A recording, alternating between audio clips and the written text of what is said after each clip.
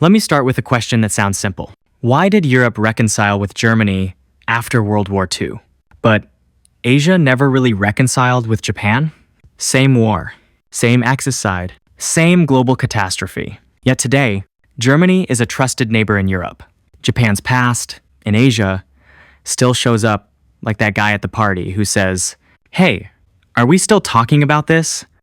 So what happened? Because history didn't just move on by accident. Someone did something. Someone didn't. First, let's clear up a myth. Europe did not forgive Germany. Forgiveness is emotional. Europe did something much more European.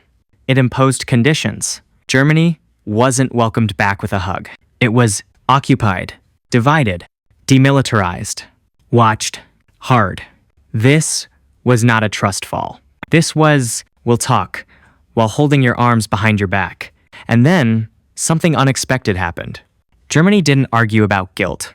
It didn't say, well, actually, it didn't say, let's hear both sides. Germany said, yes, we did this. Out loud. Repeatedly. Forever. Post-war Germany did 4 things that changed everything. 4. And none of them were easy.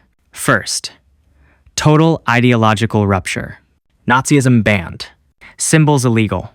Denial criminal. You don't reinterpret Hitler. You shut it down. Second, legal accountability. Nuremberg trials. Crimes documented. Names named. Germany didn't say, let's avoid blame. Germany said, let's archive it. Third, reparations. Not vibes. Not regret. Checks paid to victims. Paid to Israel. Money says, this wasn't symbolic. Fourth, memory culture. Memorials everywhere. Education everywhere. Shame institutionalized. Germany didn't say, let's move on. Germany said, we will never move on from responsibility. Europe didn't forgive Germany. Europe trusted the transformation. Now let's cross continents. Asia's post-war story is very different. Japan was defeated, but not dismantled the same way. The emperor stayed. War crimes trials were limited. Many perpetrators quietly re-entered public life. Why? Cold War math. The US looked at Asia and said, we need stability now. Justice could wait. Justice, as it turns out, is still in the waiting room. Asia didn't get a reckoning. Asia got a shortcut, and shortcuts don't lead to closure. Now, to be fair, Japan did apologize. That matters. But here's the problem.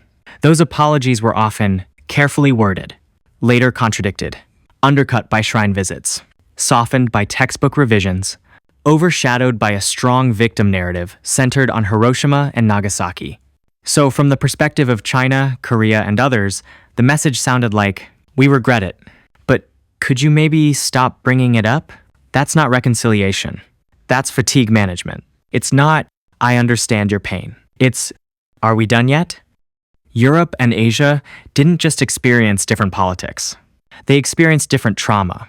Europe had centralized extermination, extensive documentation, a shared tribunal, a clear moral verdict. Asia had decentralized brutality, village by village trauma, destroyed records, survivors living next door to former occupiers. There was no Asian Nuremberg, no shared moment of, this is the truth. So memory stayed personal and unresolved. So Europe didn't reconcile with Germany because time passed. Time doesn't heal history. Europe reconciled because Germany changed itself, publicly, structurally, and irreversibly. Asia didn't fail to forgive Japan. Asia was never given the conditions to reconcile. Because reconciliation isn't about moving on. It's about turning back, looking clearly, and saying, we did this, it was wrong, and we built a system to make sure it never happens again. Until that's shared, the past doesn't stay in the past. It waits.